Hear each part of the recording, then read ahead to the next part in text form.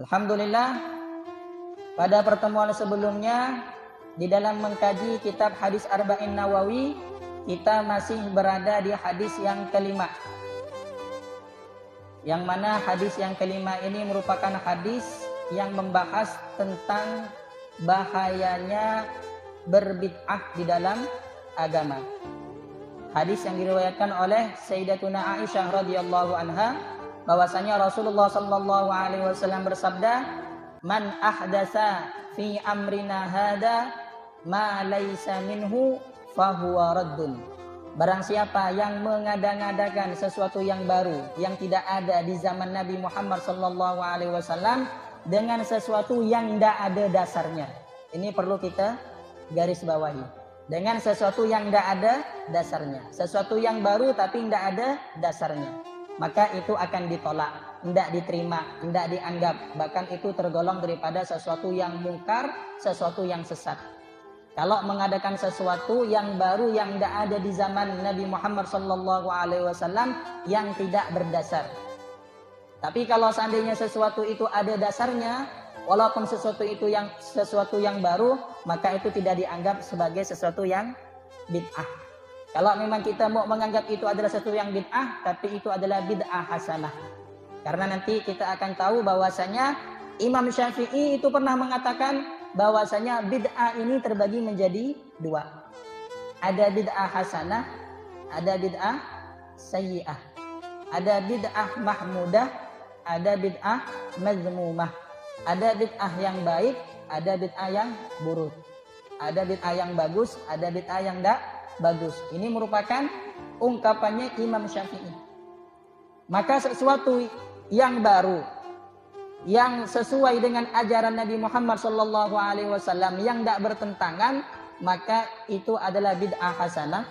Sesuatu yang baru yang bertolak belakang dengan ajarannya baginda Rasulullah SAW, maka itu adalah sesuatu yang bid'ah yang buruk. Kalau ada sesuatu yang baru, tapi sesuatu itu sesuai dengan ajaran Nabi Muhammad SAW, tidak melanggar kepada ajaran Nabi Muhammad SAW, maka sesuatu yang baru itu disebut bid'ah hasanah. Kalau ada sesuatu yang baru dan itu melanggar, bertolak belakang dengan ajaran Nabi Muhammad SAW, maka itu disebut dengan bid'ah sayyi'ah, bid'ah yang buruk. Dalilnya apa? Dalilnya hadis yang kita baca sekarang. Kata baginda Rasulullah sallallahu alaihi wasallam, "Man ahdatsa fi amrina hada ma laisa minhu."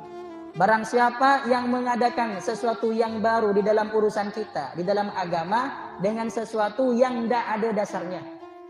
Dalam artian kalau seandainya dia mengadakan sesuatu yang baru tapi ada dasarnya di dalam agama kita, sesuatu ini memang tidak ada di zamannya Rasulullah, tapi tidak bertentangan dengan ajaran Rasulullah Sallallahu Alaihi Wasallam, maka itu diterima, maka itu dianggap, maka itu tidak dikatakan sebagai bid'ah yang tercela, tidak dianggap sebagai bid'ah yang sesat. Bid'ah yang sesat adalah sesuatu yang baru yang bertentangan dengan ajaran baginda Rasulullah Sallallahu Alaihi Wasallam. Sayyidina Umar itu pernah mengumpulkan sholat tarawih. Karena dulu di zamannya Nabi Muhammad SAW, di zamannya Sayyidina Abu Bakar As-Siddiq, orang itu kalau malam Ramadan, sholatnya itu sendiri-sendiri. Ada yang sholat sendiri, ada yang sholat jemaah, tapi hanya beberapa orang. Hendak dikumpulkan menjadi satu. Sebelumnya dulu, ini sejarahnya sholat tarawih. Sebelumnya dulu baginda Rasulullah SAW, ketika di malam Ramadan, baginda Rasulullah SAW itu salat di masjidnya beliau. Lalu ada orang yang lihat baginda Rasulullah salat di belakang baginda Rasulullah. Pertama. Malam keduanya lebih banyak lagi yang salat di belakang baginda Rasulullah SAW. Kan lihat Rasulullah bangun waktu malam, habis salat Isya, salat sunnah. Mereka ikut di belakang baginda Rasulullah SAW. Salat di belakangnya baginda Rasulullah. Malam tiganya masjid penuh. Karena kebesokan harinya orang bilang, oh semalam Rasulullah SAW menghidupkan malam dengan salat. Kalau kalian mau ikut, yuk kita salat sama Rasulullah. Di belakangnya Rasulullah SAW. Malam pertama, malam kedua agak banyak. Malam ketiga masjidnya penuh. Dan malam keempat atau di malam ketiga itu Rasulullah tidak keluar. Para sahabat, para jemaah, para makmum semuanya nunggu di masjid. Tapi Rasulullah Shallallahu Alaihi Wasallam tidak keluar. Kebesokan harinya Rasulullah bilang, saya ini tahu bahwasanya kalian menunggu saya untuk keluar dan sholat bersama kalian, tapi saya tidak keluar. Karena mengapa? Karena saya takut nanti ini diwajibkan oleh Allah Subhanahu Wa Taala. Takutnya Nabi Muhammad Shallallahu Alaihi Wasallam sholat yang seperti ini di setiap bulan Ramadan ini diwajibkan oleh Allah Subhanahu Wa Taala, dan takut itu memberatkan kepada umatnya. Akhirnya Rasulullah tidak keluar supaya tidak diwajibkan oleh Allah Subhanahu Wa Taala. Dan akhirnya mereka kayak gitu, akhirnya sholat sendiri-sendiri kalau malam Ramadan. Karena memang kata Rasulullah Sallallahu Alaihi Wasallam, "Man qama Ramadhana imanan wa ihtisaban, ghufira lahu ma taqaddama min dzambih." Barang siapa yang mendirikan salat di bulan Ramadan ikhlas karena Allah Subhanahu wa taala, maka dosanya akan diampuni. Dosanya yang terdahulu akan diampuni oleh Allah Subhanahu wa taala bagi siapa saja yang menghidupkan malam Ramadan dengan beribadah kepada Allah Subhanahu wa taala, dengan melaksanakan ibadah salat kepada Allah Subhanahu wa taala.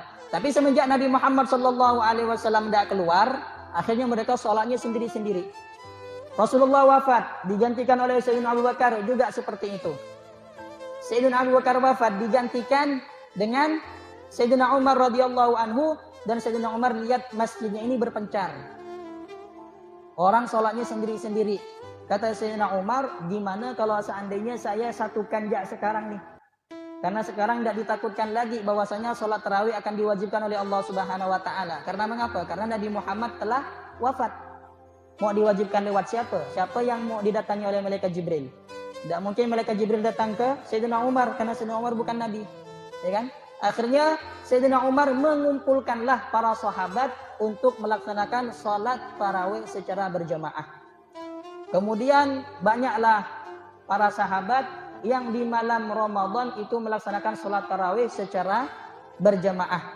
Lalu apa kata Sayyidina Umar? Ni'matul bid'ah hadihi. Ni'matul bid'ah hadihi. Paling bagusnya bid'ah inilah, kata Sayyidina Umar. Sayyidina Umar mengatakan bahwasanya mengumpulkan sahabat untuk melaksanakan sholat tarawih secara berjamaah ini merupakan suatu kebid'atan.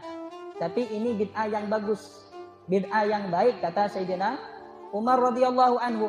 Dan ini terus berjalan sampai wafatnya Sayyidina Umar, digantikan oleh Sayyidina Utsman. Terus berjalan sampai sekarang. Terus berjalan sampai sekarang yang namanya sholat tarawih itu dilakukan secara berjamaah. Sampai kata Sayyidina Ali radhiyallahu anhu, setelah wafatnya Sayyidina Umar, lihat masjid penuh malam Ramadan dengan orang baca Al-Quran, dengan orang melaksanakan sholat tarawih. Kata Sayyidina Ali radhiyallahu anhu, nawwarallahu laka ya Umar fi qabrik kama nawwarta masajidana.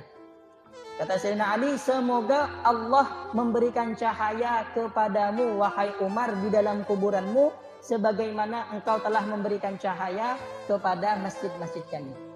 Engkau telah menjadikan masjid kami ini terang dengan berbagai bentuk ibadah, sholat tarawih secara berjemaah, membaca Al-Quran di masjid, beriktikaf di masjid. Ini semua karena keberkahanmu. Semoga Allah Subhanahu wa taala menerangkan kepada kuburanmu. Doanya Sayyidina Ali radhiyallahu anhu kepada Sayyidina Umar radhiyallahu anhu.